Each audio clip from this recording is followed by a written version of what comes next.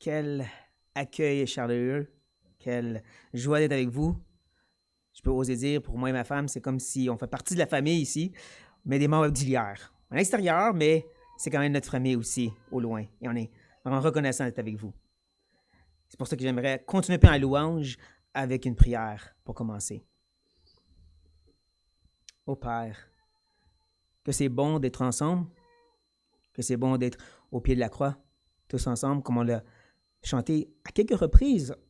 Nos mains, nos noms sont écrits sur tes mains, sont gravés là, sur ton cœur. Tu nous aimes et tu l'as démontré par la croix, par Christ, qui est mort pour nous. Quelle grande joie. Quelle joie imméritée, quelle réalité extraordinaire pour nous, Père. On ne veut jamais passer par-dessus. On ne veut pas devenir habitué de cette mort expiatoire pour nous, les pécheurs. On veut rester émerveillé en tout temps. On veut, en se levant, en se couchant, en vivant des tribulations ou en étant dans la joie, se rappeler la croix. Et il y a une chance qu'on est ici pour ça. On est ici pour plonger dans la parole et la parole parle de Christ, du début à la fin. Nous révèle le Fils qui révèle le Père et on veut contempler. On veut te voir de ce sens-là ce matin. Pas par des choses extravagantes, mais par la prédication de ta parole. Je te demande d'être avec le prédicateur dans son état humain et bien limité pour pouvoir enseigner fidèlement la Bible.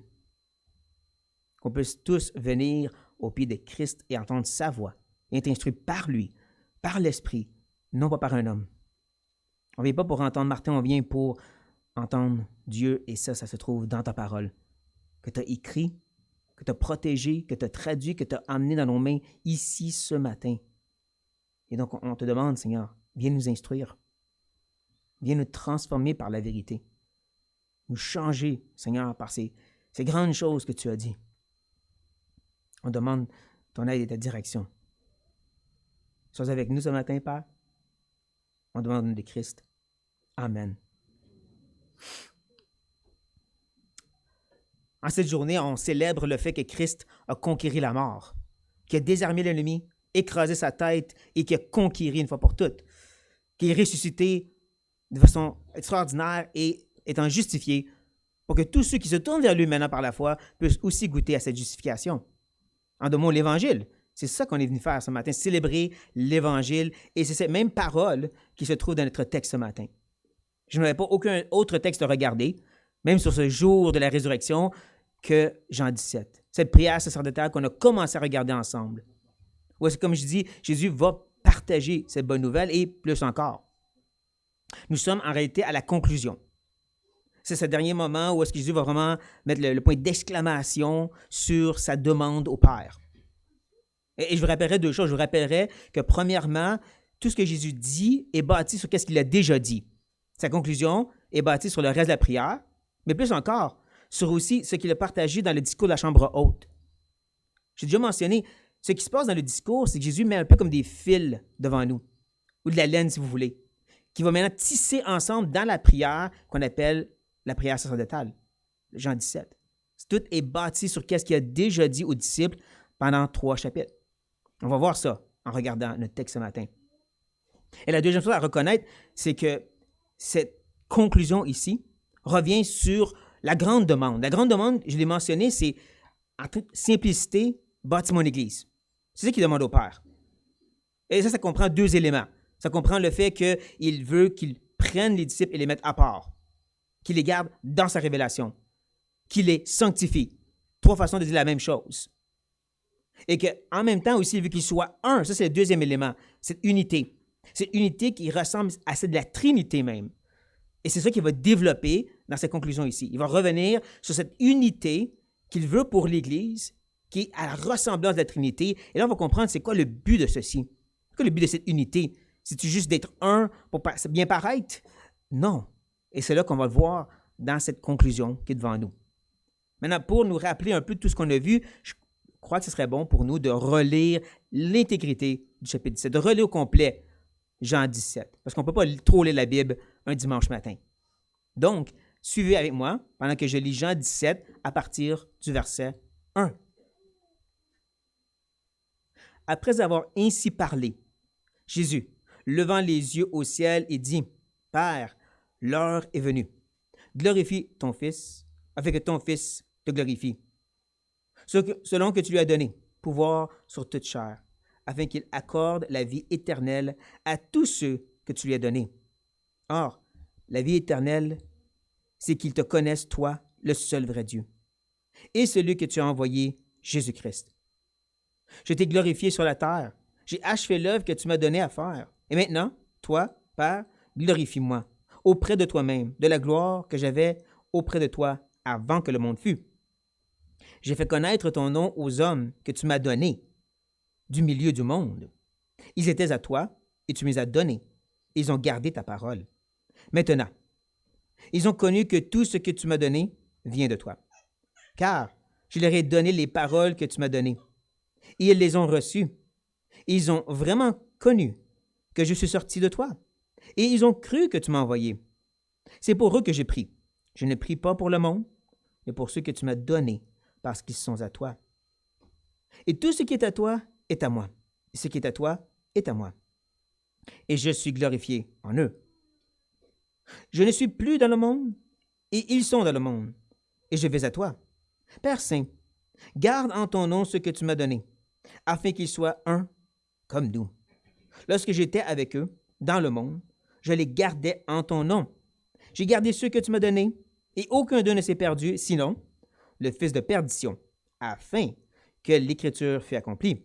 Et maintenant, je vais à toi, et je dis ces choses dans le monde, afin qu'ils aient en eux ma joie parfaite. Je leur ai donné ta parole, et le monde les a haïs, parce qu'ils ne sont pas du monde, comme moi, je ne suis pas du monde. Je ne te prie pas de les ôter du monde, mais les préserver du mal. Ils ne sont pas du monde, comme je ne suis pas du monde. Sanctifie-les par ta vérité. Ta parole est la vérité. Comme tu m'as envoyé dans le monde, je les ai aussi envoyés dans le monde. Et je me sanctifie moi-même pour eux, afin qu'eux aussi soient sanctifiés par la vérité. Maintenant, notre texte. Ce n'est pas pour eux seulement que je prie, mais encore pour ceux qui croiront en moi par leur parole, afin que tous soient un, comme toi, Père, tu es en moi, et comme je suis en toi, afin qu'eux aussi soient en nous, pour que le monde croie que tu m'as envoyé. Je leur ai donné la gloire que tu m'as donnée, afin qu'ils soient un comme nous sommes un. Moi en eux et toi en moi, afin qu'ils soient parfaitement un, et que le monde connaisse que tu m'as envoyé, et que tu les as aimés comme tu m'as aimé. Père, je veux que là où je suis, ceux que tu m'as donnés soient avec moi, afin qu'ils voient ma gloire, la gloire que tu m'as donnée, parce que tu m'as aimé avant la fondation du monde. Père juste, le monde ne t'a point connu, mais moi je t'ai connu, et ceux-ci ont connu que tu m'as envoyé. Je leur ai fait connaître ton nom, et je leur ferai connaître, afin que l'amour dont tu m'as aimé soit en eux, et que je sois en eux. Quelle parole de l'Éternel! Mais quand on arrive à la conclusion, les premières paroles de Jésus devraient être un peu fascinantes pour nous, parce qu'elles semblent contradictoires. Il dit ceci: ce n'est pas pour eux seulement que je prie. Ça semble un peu contradictoire parce qu'au verset 9, il a dit quelque chose d'un peu différent. Il a carrément dit, c'est pour eux que je prie. Et l'idée est vraiment, c'est seulement pour eux que je prie. Donc, comment peux-tu dire c'est pour autres que eux? S'il dit ici, c'est pour eux. Mais qui explique, je ne prie pas pour le monde, mais pour ceux que tu m'as donnés, parce qu'ils sont à toi. Donc, il est vraiment en train de faire une catégorie très claire. Je ne prie pas pour le monde. Pour les gens qui sont dans ce monde, je ne prie pas pour eux, mais seulement pour ceux que tu m'as donnés. C'est ça qui nous aide à mieux comprendre qu'est-ce qui se passe maintenant au verset 20.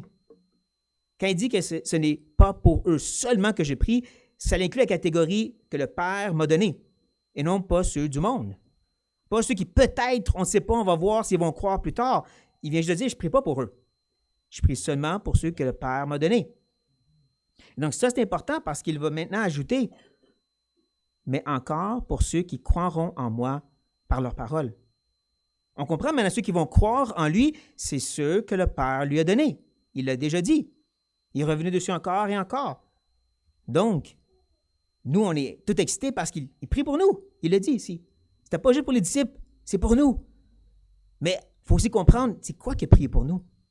On reconnaît qu'il est notre grand médiateur, qu'il intercède en notre faveur. Mais c'est pour ça qu'on a pris Jean 17 pièce par pièce, qu'on a vu quelle était cette prière qu'il faisait pour nous. La sanctification et l'unité. Comme je dis, là, il va revenir sur le sujet de l'unité. Et tout ça va être rendu possible pour nous, comme pour tout ça à travers l'histoire, à cause de leur parole. Alors ça, c'est important. C'est important pour deux raisons. La première, c'est parce que depuis le début, Jésus a dit que c'était la parole de Dieu. Il a répété à maintes et maintes fois dans le texte, vous pouvez le revoir, ta parole. C'est ta parole. C'est ta parole que tu m'as donnée et que je leur ai donnée. Et là, il dit c'est leur parole. Pas leur dans le sens, ils le prennent et ils en font qu'est-ce qu'ils veulent avec. Pas dans le sens que c'est leur version du message, comme on voit de nos jours, où est-ce qu'on dilue, qu'on modifie, qu'on rend le message plus palpable pour le monde. C'est pas ça que Jésus veut dire. Parce qu'il l'a répété catégoriquement encore et encore, c'est ta parole que je leur donne. Cette parole doit rester intègre, pure, comme elle devrait être selon les Écritures. C'est cette parole qui amène des gens à croire. C'est l'Évangile dans cette perfection par laquelle les gens viennent à la vérité. C'est rien d'autre. Ce n'est pas une version modifiée qui peut-être va toucher les oreilles. C'est une qui est telle qu'elle doit être. Mais en même temps, et deuxièmement, il parle vraiment que c'est leur parole dans le sens qu'ils se l'assimilent pour eux. Ce n'est pas juste un message qu'ils ont entendu par un professeur puis qu'ils peuvent répéter comme une espèce de machine. C'est une qui s'approprie à eux, ça devient leur parole. C'est ces vérités qui sont maintenant pour eux quelque chose de transformateur et qui change leur vie. Et c'est ça qu'ils vont proclamer aux autres. De là l'importance de justement plonger dans toutes ces grandes vérités de la parole puis se l'assimiler à nous. Et pas dire ça c'est pour les pasteurs et professeurs. Eux vont étudier la théologie et la doctrine. Non, c'est pour nous, ça doit devenir notre parole. Doit devenir ces vérités qui sont nos vérités, assimilées dans notre vie, notre cœur, et ensuite on peut le partager aux autres de cette façon. C'est comme ça qu'eux l'ont partagé aux gens, quelque chose qui était vivant pour eux, quelque chose qu'ils ont vu. Pensez à un Jean, hein? On a vu, on a touché, c'était vrai pour nous, et c'est ça que je vous proclame maintenant, quelque chose qui était vrai. Paul, c'est la même chose. Le message qu'il a partagé, c'est un qui était personnel et intime tout en étant la saine doctrine. Donc, autant qu'on veut que ça reste pur, autant qu'on veut que ça devienne neutre aussi, comme pour eux. Et que c'est ce message qui va être partagé, mais le but, ce n'est pas le message en soi. Parce que là, Jésus va expliquer. Le but, c'est afin que tous soient un. Le message qui est donné, la saine doctrine qui était partagée, qui devient leur vérité, c'est pour avoir cette unité. Même il a déjà mentionné ceci. Il y a un peu de répétition qui se passe dans les paroles de la prière de Jésus. Il a dit au verset 11, « Père Saint, garde en ton nom ceux que tu m'as donnés. » Et bien comprendre, l'idée de garder en son nom, c'est garder cette révélation de qui est Dieu. Encore la parole, la saine doctrine, la théologie. Garde-les concentrés sur ces vérités-là afin qu'ils soient un comme nous. Ces vérités, c'est qu'est-ce qui nous unit, vraiment. Ce n'est pas une sorte de conformité où est-ce qu'on fait juste penser et faire la même chose. C'est la vérité qui vient nous unir ensemble. C'est cette vérité qui fait de sorte qu'on est un et c'est ça le but, cette unité. C'est ça que Jésus recherche. Et quand on revient à notre texte, à la ressemblance de la Trinité, comme il avait mentionné. Comme toi, Père, tu es en moi, et comme je suis en toi. Là, on voit qu'il est en train de donner toute une unité. Ce n'est pas comme les religions où est-ce que tant que tu crois comme nous, on est correct. Sinon, allez-vous-en. Non, c'est une qui est comme le Père, le Fils et le Saint-Esprit, ce Dieu trinitaire. Où est-ce qu'il peut vraiment dire que le Père est en moi et moi je suis dans le Père, mais ça reste deux personnes différentes. Et bien sûr, l'Esprit aussi. Mais un seul Dieu, une seule volonté, un mystère qui est trop grand pour nous. Mais n'empêche, c'est ça qu'il est en train de dire. C'est cette unité-là. Et c'est une belle unité qu'il présente, n'est-ce pas? Le Père est en lui et lui dans le Père. Et ça, il l'a déjà discuté dans le discours de la Chambre haute. Il a mentionné ceci à ses disciples. Lorsque Philippe lui dit « Montre-nous le Père », lui, il dit ceci. « Ne crois-tu pas que je suis dans le Père et que le Père est en moi? Les paroles que je vous dis, je ne dis pas de moi-même. Et le Père qui demeure en moi, c'est lui qui fait les œuvres. » Fascinant, n'est-ce pas? On sait que Jésus, c'était le Fils de Dieu fait chair. Les œuvres ont été faites par la puissance du Fils qui est divin. En même temps, il dit non, c'est le Père à travers moi. Wow! La réalité que c'est le Fils qui le faisait, mais c'est le Père dans le Fils. Tout en étant le Fils, tout en étant le Père, c'est de toute beauté, mais c'est ça que Jésus est en train de dire. C'est ça l'unité de la Trinité. Il pouvait dire vraiment c'est le mystère du Fils, mais c'est le mystère du Père à travers le Fils. C'est ça qu'il nous demande de rechercher. Et ça, on peut le voir d'une façon plus personnelle, peut-être, par des images terrestres. Pensez à quel point que des parents peuvent vraiment s'investir auprès d'un enfant pour vraiment qu'ils deviennent des enfants de Dieu. Qu'on peut vraiment dire que ce qu'ils sont, c'est à cause des parents. Pensez à l'exemple de Susanna Wesley. Cette femme s'est investie auprès de ses enfants et on a eu un John Wesley qui en est sorti. Il y a vraiment une chose qu'on peut dire que le ministère de M. Wesley, c'est sa mère à travers lui, à cause de l'investissement de mère de Dieu qu'elle a été pour lui. Et cette vérité se voit aussi dans la parole de Dieu. On peut voir ceci dans Éphésiens.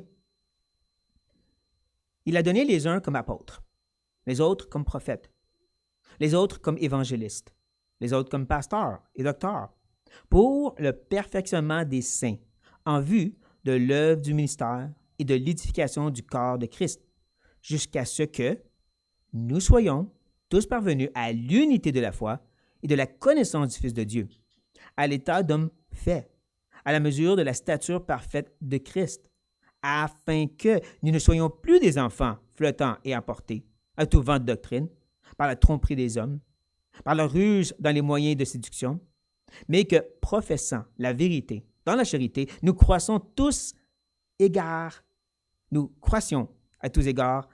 à celui qui est le chef, Christ. En d'autres mots, c'est ces hommes de Dieu, pasteurs, enseignants, s'investissant auprès des frères et sœurs de l'Assemblée pour qu'ils puissent eux-mêmes œuvrer, ministère, don que Dieu leur a donné. Mais que ça devient aussi réciproque. Donc, cet investissement fait en sorte qu'ils sont ce qu'ils devraient être. C'est le ministère du pasteur à travers eux, mais en même temps, eux devenant ce qu'ils devraient être, servant comme ils devraient, manifestant les dons qu'ils devraient, ça vient pour le bien du corps dont le pasteur fait partie. Le pasteur n'est pas la tête de l'Église, c'est Christ. Il fait partie de l'Église aussi. Et donc, ça devient quelque chose de mutuel. Où est-ce que le ministère du pasteur dans les disciples devient ensuite le ministère des disciples auprès des pasteurs. Et là, c'est un en l'autre, l'autre en un, comme le Père dans le Fils et le Fils dans le Père. Paul répète cette même idée dans Corinthiens. Il dit ceci. Maintenant donc, il y a plusieurs membres et un seul corps. L'œil ne peut pas dire à la main, je n'ai pas besoin de toi. Ni la tête dire aux pieds, je n'ai pas besoin de vous. Cette attitude de méga chrétien, moi je fais tout, tassez-vous. Paul dit, ça ne marche pas ça. Il continue à expliquer. Mais bien plutôt, les membres du corps qui paraissent être les plus faibles sont nécessaires. Et ceux que nous estimons être les moins honorables du corps, nous les entourons d'un plus grand honneur. Ainsi, nos membres les moins honnêtes reçoivent le plus d'honneur, tandis que ceux qui sont honnêtes n'en ont pas besoin. Dieu a disposé le corps de manière à donner plus d'honneur à ce qui en manquait, afin qu'il n'y ait pas de division dans le corps, mais que les membres aient également soin les uns des autres. Encore la même idée. Tu t'investis auprès des plus faibles, et par ceci, ils vont pouvoir servir eux-mêmes, et donc ça devient bien pour le reste de l'Église, dont les forts. Un en l'un en l'autre, comme le Père dans le Fils et le Fils dans le Père. Ce que Jésus a prié, Paul nous dit, c'est ça qui se passe, c'est ça l'Église. Cette sorte de travail un en l'autre. Mais c'est pas tout. Il y a autre chose que je vais dire, mais avant, une gorgée d'eau. Très important, la gorgée d'eau.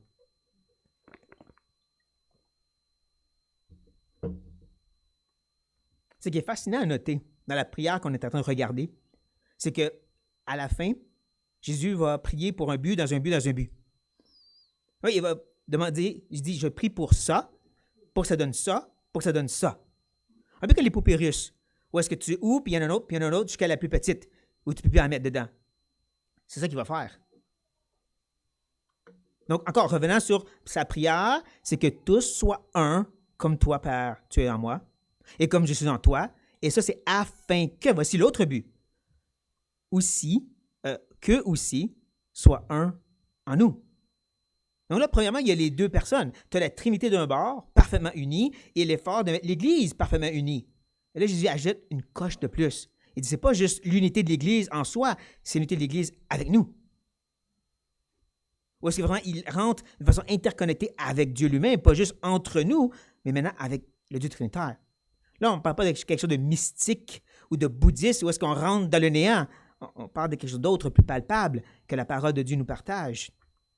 Cette idée, justement, qu'on vient à connecter avec ce grand Dieu, et c'est quelque chose que Jésus a déjà mentionné. Encore, discours de la chambre haute, Jean 15. Demeurez en moi. Où est-ce qu'on comprend que de demeurer en lui, c'est vraiment de se cacher dans son œuvre, sa vie parfaite, sa mort expiatoire et sa résurrection en justification. On se demeure en ça et lui demeure en nous. Et c'est dans ce discours, dans ce partage du sceptre et du serment qu'il va ajouter ceci.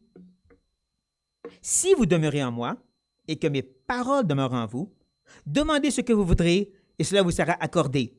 Ou est-ce que beaucoup arrêtent habituellement? Yeah, je peux demander tout ce que je veux, un bateau, de l'argent, let's go! Non, il n'est pas fini, Jésus. Si vous portez beaucoup de fruits, c'est ainsi que mon Père sera glorifié et que vous serez mes disciples. Comprendre que ce qu'on va demander, c'est de pouvoir porter du fruit. Si tu demandes ça, oui, Dieu va donner n'importe quoi. Que ce soit Dieu, délivre-moi de la souffrance qui m'empêche de te servir, ou donne-moi la grâce de te servir dans la souffrance.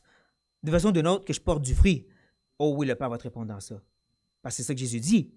Et tout ça à la gloire de Dieu. Donc là, on voit, nous, on demeure en Christ. Christ demeure en nous. Et tout ça nous amène à porter du fruit à la gloire de Dieu. Donc, un en l'autre, l'autre en l'un, et tout ça pour le Père. Donc, on voit déjà l'interconnexion qu'il a déjà mentionné, qu'il est en train de prier et demander ici, et qu'il a déjà expliqué. Il a même expliqué un petit peu avant ça, dans le chapitre 14. De notre façon, il a dit, en vérité, je vous le dis, celui qui croit en moi fera aussi les œuvres que je fais. Il en ferait de plus grandes, parce que je m'en vais au Père. Et tout ce que vous demanderez en mon nom, je le ferai afin que le Père soit glorifié dans le Fils. Toujours important, les afin que. Ces petits points qui misent vers le but. Parce qu'encore ici, il y a des gens qui font l'erreur de penser c'est à propos de faire des miracles pour nous aussi. Il faut faire des miracles comme Jésus. Et dans ça, on oublie que les miracles de Christ étaient spécifiques, prophétisés, pour prouver qu'il était le Messie, Emmanuel, Dieu avec nous. Ça, c'est pas à être répété, ça. Il y a juste un Messie. Tristement, il y en a qui ne le comprennent pas, mais il y a juste un Messie. Il y a juste un qui va faire ces miracles-là. Les œuvres qu'il mentionne, c'est ceux qui ont été préparés d'avance, comme dans Éphésiens 2 nous dit, et qui glorifient le Père. C'est ça le but. Donc encore, Christ en nous, nous en Christ, et tout ça pour le Père. On voit ce que Jésus demande. C'est ce qui est discuté avant. Mais comme j'ai dit, c'est pas la fin. Nous, on pourrait s'arrêter à ça. C'est juste à propos d'être vraiment un ensemble, puis un avec le Père. Mais il y a une autre petite poupée russe à voir. La petite dernière, où Jésus dit, c'est pour que, voici, ultimement, qu'est-ce qui est important? Le monde croit que tu m'as envoyé. C'est ça. En deux mots, c'est de révéler Christ. C'est ça le but de cette unité connectée avec la Trinité, c'est pour révéler le Fils qui révèle le Père en soi.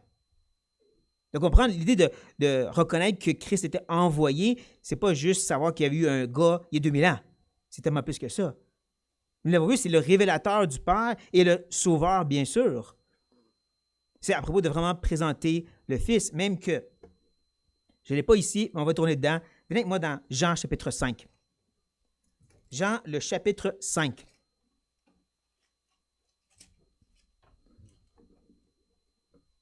Dans le chapitre 5, après avoir fait une guérison, et encore une fois être en train d'être attaqué par les chefs religieux, Jésus va défendre sa divinité. Dans ce qui considérait le plus grand monologue que Jésus fait sur sa divinité, la plus grande conversation où que personne n'interrompt sur qui il est, et on va le voir au chapitre 5, en moins en partie.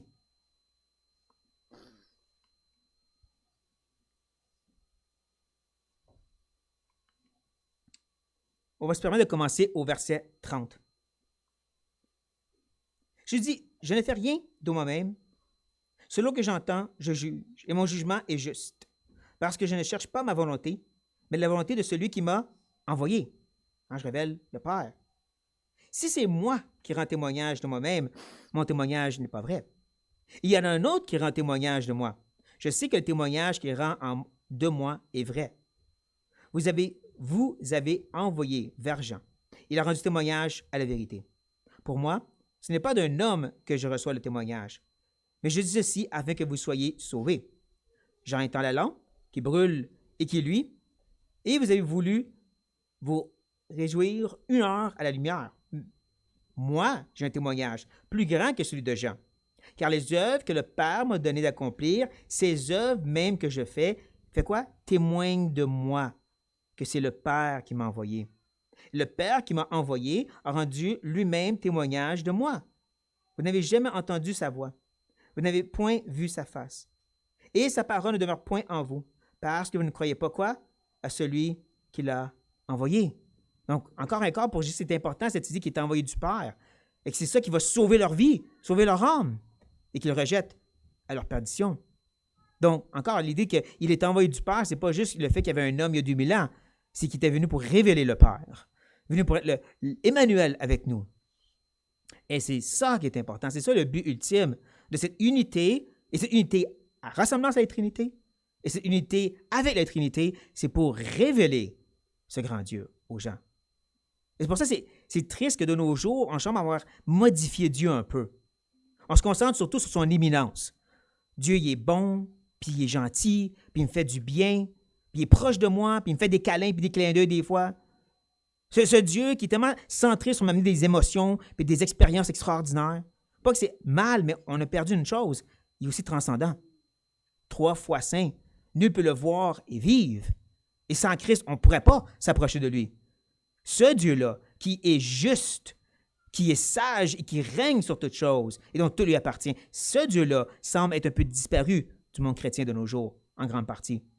Mais c'est le Dieu en entier, en intégrité qu'on veut présenter au monde. Et de là l'importance justement d'avoir cette parole en cette totalité intégrée dans notre vie. Comme je disais, que ce n'est pas juste pour les grands théologiens dans les tours d'ivoire, c'est pour tous et chacun. Je sais que vous savez que je ne suis pas un théologien dans une tour d'ivoire, mais j'aime ces vérités-là et y plonger dedans. Et c'est tellement important pour Jésus qu'il va se répéter. Les 2 prochains versets, c'est les mêmes idées, juste exprimées différemment. Ça montre à quel point c'est important pour Jésus, ce triple but, cette révélation et cette unité. Et donc, il va dire, oups, j'avais oublié cette partie-là. On va le lire ensemble. Je vous donne un commandement nouveau. Aimez-vous les uns les autres. Comme je vous ai aimé, vous aussi, aimez-vous les uns les autres. À ceci, tous connaîtront que vous êtes mes disciples, si vous avez de l'amour les uns pour les autres. Pour bien comprendre, ce n'est pas l'idée qu'on va prouver qu'on est des disciples par l'amour qu'on a les uns pour les autres. C'est qu'on va démontrer Christ par l'amour qu'on a les uns pour les autres.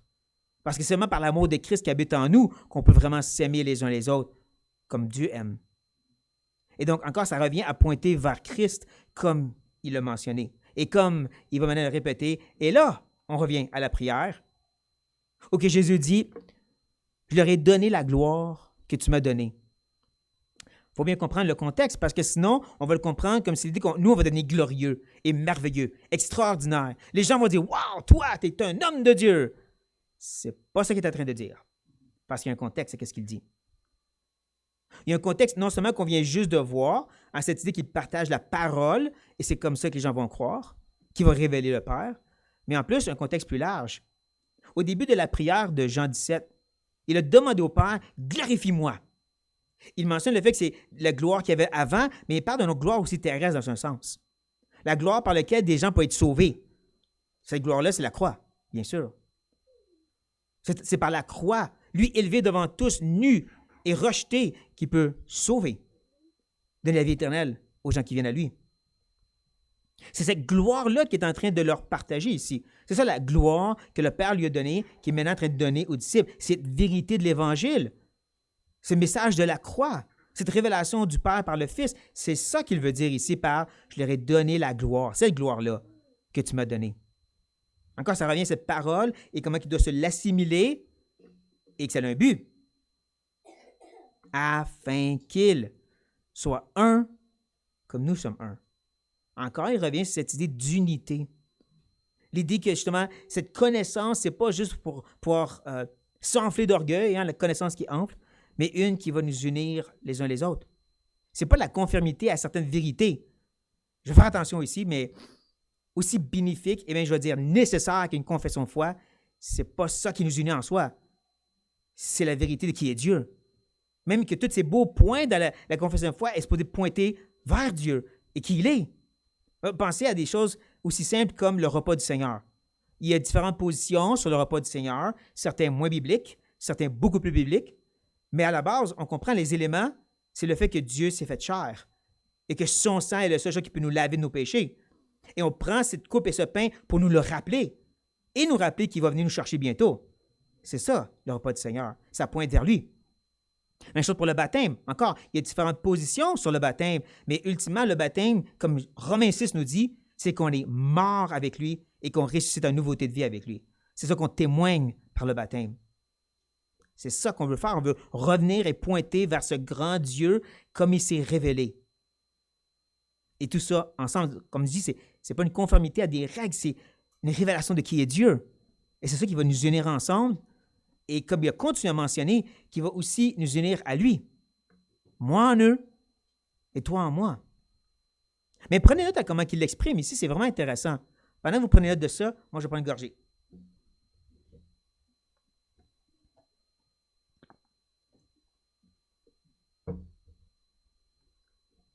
Vous avez pris note, oui?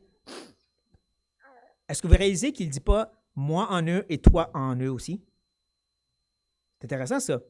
Il mentionne « moi en eux, mais toi en moi ». Christ reste le médiateur entre nous et le Père. Le Père lui-même n'est pas celui qui nous approche, c'est à travers Christ. Et vice-versa. D'un côté, on comprend que justement, c'est par le Fils que nous pouvons approcher de Dieu et que Dieu approche de nous. Dans le discours de la Chambre haute, encore une fois, il va dire « L'Esprit va venir en vous et par ceci, moi, je vais être en relation et le Père aussi. » Mais encore, Christ reste le médiateur. Dans Colossiens chapitre 3, Jésus va mentionner le fait que... c'est pas Jésus, Paul. Trop habitué de dire Jésus. Paul va dire justement que nous sommes en Christ et Christ est à la droite du Père. Il y a une différence. Il y a toujours ce médiateur entre nous et le Père qui est grandement important. Mais ceci reste quand même qu'on est en relation avec Dieu. Jésus l'a dit dans sa prière aussi. Il a dit comme le Père m'a envoyé, ou comme tu m'as envoyé, pour révéler le Père, moi je les envoie pour révéler le Fils. Parce que nul d'entre nous peut révéler le Dieu 3 fois saint. On n'est pas 3 fois saint. On peut révéler le Fils qui était homme et qui est venu pour présenter le Père. C'est lui vers qui on pointe. Donc encore, lui en nous et le Père en lui. Et c'est ça qui interconnecte par lequel Dieu, le Père, à travers le Fils, par l'Esprit, en nous, on révèle qui il est. Comme il continue à mentionner, afin qu'il soit parfaitement un, une unité qui est tellement connectée à la Trinité. J'ai fait exprès pour rimer. C'est cette sorte d'unité parfaite où est-ce qu'on peut encore se perdre et penser que c'est à propos de juste être parfaitement connectés ensemble. Tout le monde d'accord, personne ne se chicane. Même aux réunions annuelles, pas de violence. Oh, moi, j'espère qu'il n'y a pas de violence aux réunions annuelles. Non? Mais c'est pas ça la fin. La fin, c'est pas juste cette unité parfaite où on s'entend tout et on chante Kumbaya ensemble. C'est pour, une fois de plus, révéler le Père, qui révèle le Fils qui révèle le Père, et que le monde connaisse que tu m'as envoyé. C'est encore à propos du fait que Dieu va être connu à travers cette unité. Cette unité entre nous, cette unité avec la Trinité. Encore de l'idée qu'il œuvre en nous pour qu'on puisse bien révéler qui est ce Dieu à ce monde qui a besoin, ou grandement besoin de le voir. Et ce qui est intéressant ici, c'est que Jésus va ajouter quelque chose de plus. Pas un annexe, pas un autre point, mais je dirais une autre facette qu'il n'a pas mentionnée tantôt. Un peu comme si je pourrais dire la petite papyrus, tantôt il nous présentait juste la tête. Là, il va nous montrer les pieds. Il va dire ceci. Et que tu les as aimés comme tu m'as aimé. Ce n'est pas une autre idée, ça. C'est juste une autre façon de partager la même idée. Parce qu'encore une fois, c'est en Christ que nous sommes aimés. Et seulement en lui. Le Père a un amour parfait pour son propre Fils de toute éternité. Et cet amour est pour nous parce qu'on est en lui. C'est seulement pour ça. Pas parce qu'on est tellement aimable, puis Dieu dit, je ne peux pas me résister. Non, c'est parce qu'on est en Christ. Et il y a tellement un amour parfait, éternel et inchangeable pour lui. Et nous, on se cache en lui. Donc, ça revient à la même chose, l'idée de révéler le Fils, qui est notre seule espérance pour être aimé parfaitement comme le Fils. Donc, comme je dis, c'est le même point, mais deux côtés différents de cette même médaille, de cette même facette, de cette même petite poupée russe. Mais en même temps, c'est intéressant pour deux raisons.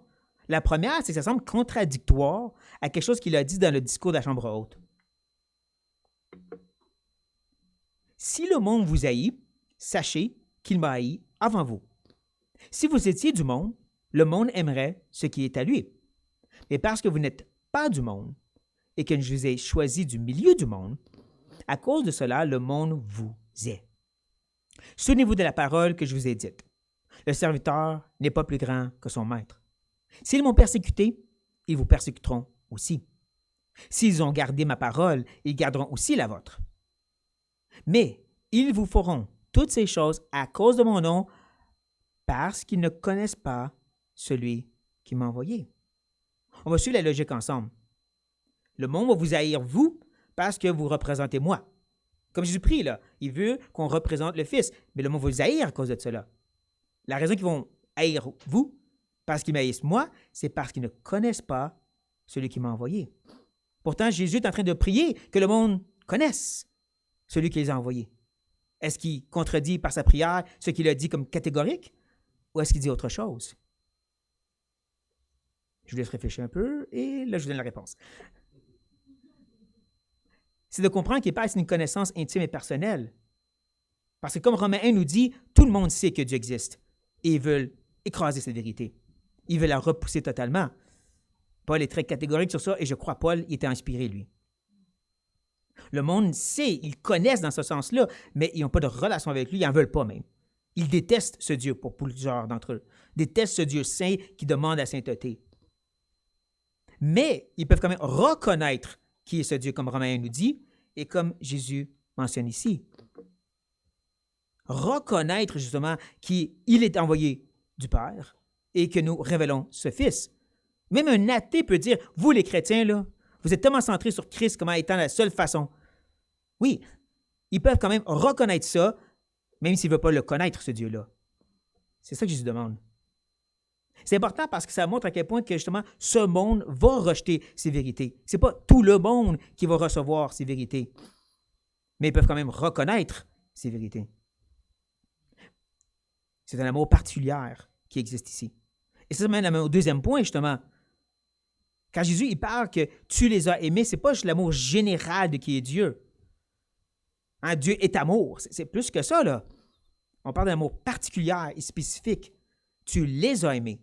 Et comme il a dit à maintes et maintes fois dans cette même prière, ils étaient à toi et tu me les as donnés. Encore et encore, il est revenu sur cette idée qu'il y a un amour particulier pour des gens qui a donné au Fils pour les cacher, pour que l'amour puisse être déversé sur eux, comme elle est déversée sur Christ. Donc, il parle d'un amour, je peux dire, d'élection ici. Il veut que cet amour d'élection soit connu du monde, de tous autour. Et c'est pour ça que c'est triste que de nos jours, même dans le monde chrétien, tu as un côté où est-ce qu'on ne veut même pas parler de l'idée d'élection, et de l'autre qui le comprend différemment. Ou est-ce que c'est nous qui choisissons Dieu? Sauf que Jésus dit, non, c'est le Père qui a choisi. Et je veux que le monde sache cette vérité. C'est pour ça qu'on veut vraiment se l'approprier à nous. Ce n'est pas l'idée de faire des débats et des argumentations avec d'autres frères et sœurs, c'est de l'approprier et que ça vient à émaner de nous. Cette réalité qu'on croit et qu'on connaît, il nous aime particulièrement. Il l'a prouvé par Christ, en nous mettant en Christ, et on ne peut pas s'empêcher d'être dans la joie pour ceci. C'est ça que Jésus prie et qu'on veut que s'accomplisse, on peut dire. Comme je dis, c'est vraiment de vraiment s'y attacher tous ensemble. Et c'est pour ça que c'est important d'avoir une bonne compréhension de qui est ce Dieu. Parce que si d'un côté, ce que tu as, c'est une révélation de Dieu qui est tellement gentil, qui veut juste élever la volonté de l'homme par-dessus tout, juste pas forcer à rien sur personne, bien là, tu as un Dieu qui fait juste attendre après nous. Mais si au contraire, Dieu est souverain, tout est de lui, par lui et pour lui, qui peut faire de cette même masse que nous sommes tous un vase de gloire ou un vase de colère, c'est son prérogative à lui. Il peut faire ce qu'il veut. Là, tu vas prêcher une autre sorte de Dieu aux gens, parce que c'est ça le Dieu qui se révèle dans sa parole. Et c'est ça que Jésus demandait. et qu'on veut, comme je dis, pas débattre, mais tellement s'approprier, tellement baigner dedans que ça va juste sortir de nous. À quel point qu'on est émerveillé de cette sorte d'amour qui existe pour nous. Et voyons donc comment ça se peut. C'est pas juste que Dieu a mis une croix et il a dit « Bonne chance tout le monde! » Non, il a dit « Je te prends et je t'amène à la croix. Et je te crucifie avec lui et je te ressuscite avec lui en plus. » Wow! Pourquoi tu as fait ça? Jésus prie que ceci se fait. Même que, comme on l'a lu à la fin, les derniers versets qui restent, qu'on va regarder au mois de juin, revenez pour ça. Mais ces derniers versets, on l'a vu, Jésus dit « J'ai hâte que ces gens-là soient avec moi. Je veux qu'ils me voient tel que je suis. Je veux avoir cette relation avec eux dans la gloire. Eux, particulièrement. Pas juste n'importe qui peut-être va venir. Eux. Nous. Ici maintenant. » Donc, c'est très important pour Jésus, cette vérité-là. Et ça devrait l'être pour nous aussi, chers frères et sœurs. Prions que cette vérité devienne notre vérité. Ô Père, tu nous dépasses. Quelle vérité qu'on veut juste pas connaître, mais s'approprier. On veut que ça touche nos cœurs. On veut regarder à la croix tous les jours et dire « Pourquoi moi?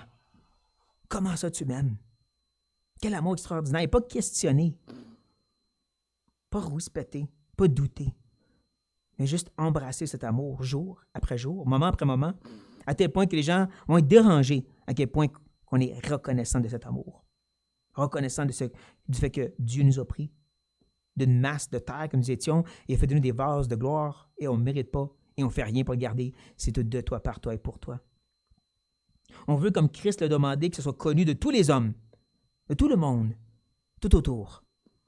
On prie, Seigneur, même parmi nos frères et sœurs dans la foi, qu'ils puissent voir que ce n'est pas un sujet de débat, c'est une vérité que tu as révélée. Et de se l'approprier, c'est une bonne chose. C'est d'être transformé dans nos cœurs et nos pensées, c'est ça qu'on veut surtout. On prie, Père, de toucher le cœur des enfants autant que le monde pour voir et goûter pleinement à cette belle vérité. Parce qu'on veut révéler le vrai Dieu. Pas juste le Dieu imminent, mais le Dieu transcendant qui a décidé de s'abaisser à notre niveau, nous prendre dans ses bras et dire « Toi, tu es mon enfant maintenant. » Des ennemis que nous étions. Oh oui, Père, qu'on soit touché à jamais pour ces choses et pour toujours aussi. On le prie au nom de Christ. Amen.